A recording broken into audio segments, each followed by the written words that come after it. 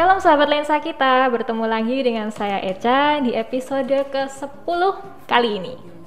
Selamat datang kembali di podcast Lensa Kita. Lensa Kita adalah podcast singkat di mana kita akan membahas tema-tema menarik dan juga relevan dari berbagai sudut pandang.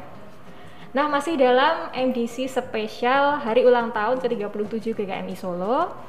Di episode kali ini kita masih akan membahas tentang Jemaat Perdana Kristen bersama dengan bintang tamu kita sudah ada di studio. Mari kita sambut, ini dia Ibu Nastiti. Selamat datang Bu Nastiti. Selamat, terima kasih sudah mengundang saya ke acara Lensa Kita podcast. Sama-sama, kami juga mengucapkan terima kasih sudah mau datang. Sehat-sehat Bu? Sehat, puji Tuhan. Puji Tuhan.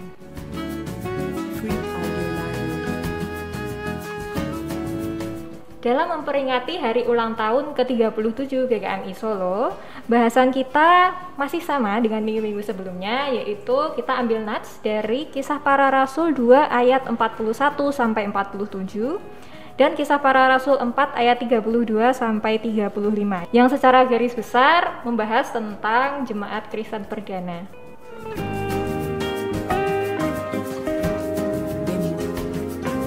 Berdasarkan kedua pasal tersebut ya Bu, gimana? Kami penasaran bagaimana respon hati Bu Nastiti tentang dua pasal itu. Menurut saya jemaat mula-mula atau jemaat perdana itu sangat menarik ya. Kalau kita perhatikan bagaimana mereka berkumpul dan membagikan harta miliknya dan itu dibagikan kepada yang kekurangan. Mereka juga rajin dalam persekutuan, rajin dalam berdoa bersama, kemudian setia dalam pengajaran para rasul, terus tidak egois, juga rukun satu dengan yang lain, dan mereka hidup dalam kasih karunia Tuhan.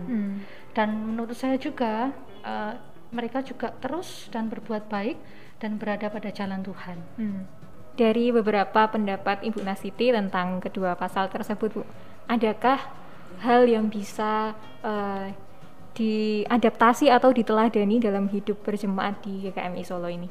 Iya, tentu saja adalah yaitu selalu setia dalam ajaran firman Tuhan yang diajarkan oleh para rasul, lalu sikap peduli satu dengan yang lain itu bisa kita teladani ya. Terus bertekun dalam persekutuan, bertekun dalam doa, itu menurut saya. Dan semuanya itu sudah Bu Nastiti temukan belum di GKMI Solo ini? Sudah menurut saya. Jadi mungkin ada beberapa poin yang lebih harus ditingkatkan lagi. Buat pembelajaran dan refleksi kita bersama ya. Iya.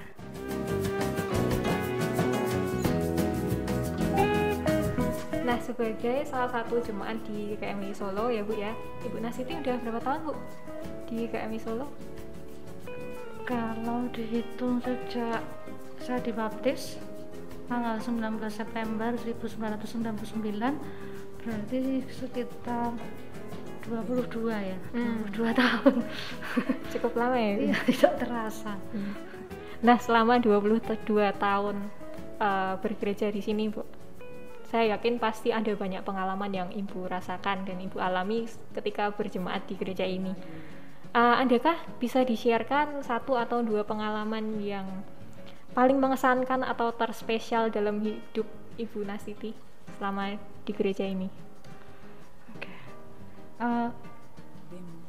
Saya dipercaya awal-awal sebagai pengurus di pemuda, lalu di sekolah minggu, dipercaya menjadi majelis juga. Itu membuat saya berani untuk salah satunya berbicara di depan umum, lalu jadi tahu pelayanan itu seperti apa, bekerja sama dengan tim, teman-teman satu tim, baik juga di kepanitiaan gitu, kita jadi mengerti, jadi belajar untuk memahami karakter setiap orang, lalu belajar untuk berorganisasi begitu, jadi lebih membuat saya percaya diri gitu. Ada banyak ya Bu ya ternyata kalau dijabarkan. Iya. 22 tahun Ibu berjemaat di GKMI Solo dan juga dengan banyaknya pengalaman yang Ibu rasakan selama berjemaat di GKMI Solo, apakah kelebihan yang sekaligus menjadi kekuatan bagi GKMI Solo? Iya, salah satu poin yang sampai hari ini saya amati adalah gereja itu memberi kesempatan kepada setiap anggota jemaat untuk melayani apapun itu. Jadi didorong, disupport, diberi ruang gitu ya. Jadi semua itu bisa bertumbuh, berkembang dan maju bersama gitu. Jadi gereja kita ini kuat gitu. Berarti kekuatannya tuh paling utama tuh satu itu ya Bu ya? Menurut saya seperti itu. Antara keterbukaan untuk menerima pelayanan apapun gitu. Iya, boleh saya tambahkan, kepedulian satu dengan yang lain terasa sekali.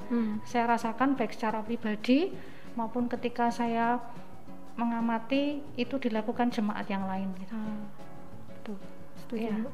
Termasuk ini ya Bu ya, ketika kelompok bermain kinasih dicetuskan dan didirikan di GKMI Solo, Ibu Nasiti jadi kepala sekolah ya Bu? Iya. Bisa diceritakan sedikit Bu tentang pengalaman itu? Sudah berapa tahun berarti ya?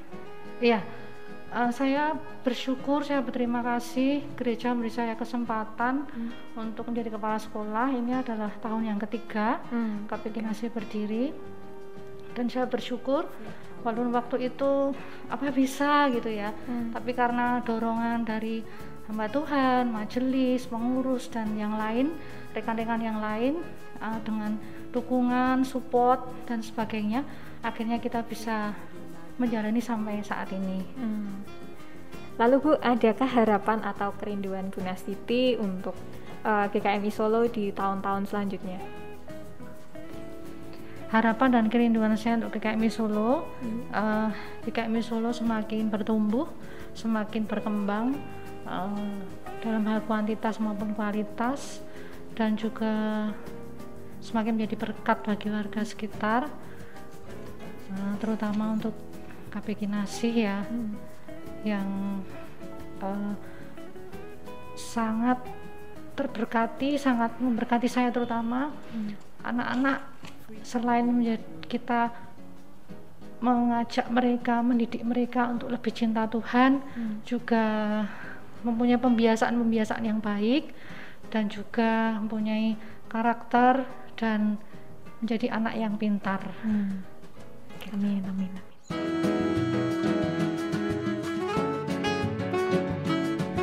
Kita sudah sampai pada akhir episode kali ini. Kita sudah membahas tentang banyak hal, terutama dengan Ibu Nasiti, di mana kita bisa mengambil teladan dari jemaat mula-mula, yaitu ada 3 hal teladan yang dapat kita petik. Yang pertama adalah kita harus setia pada firman. Dan yang kedua, kita peduli satu dengan yang lain. Dan yang terakhir adalah bagaimana kita bisa bertekun dalam persekutuan dan juga doa. Satu kekuatan GKMI Solo bagi Bu Nasiti adalah bagaimana gereja ini bisa memberi kesempatan kepada setiap jemaat untuk melayani. Dan yang pastinya melalui kekuatan ini kita akan terus pelihara dan juga akan kita kembangkan terus-menerus sehingga gereja kita bisa menjadi gereja yang terus tangguh dan juga terus bertumbuh.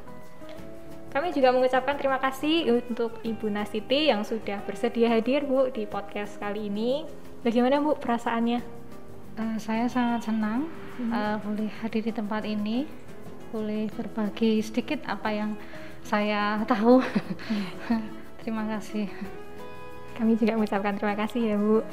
Dan kami juga mengucapkan terima kasih kepada sahabat Lensa kita yang sudah menonton atau mendengarkan podcast Lensa kita di episode kali ini. Jangan lupa untuk selalu pakai masker dan cuci tangan. Lalu apa lagi Bu? Hindari kerumunan. Betul. Lalu kurangi mobilitas. Kita harus berdoa kepada Tuhan, minta perlindungan dari Dia saja. Tetap ikuti terus podcast Lensa kita yang akan tayang setiap minggunya. Terima kasih. Sampai jumpa dan Tuhan Yesus memberkati.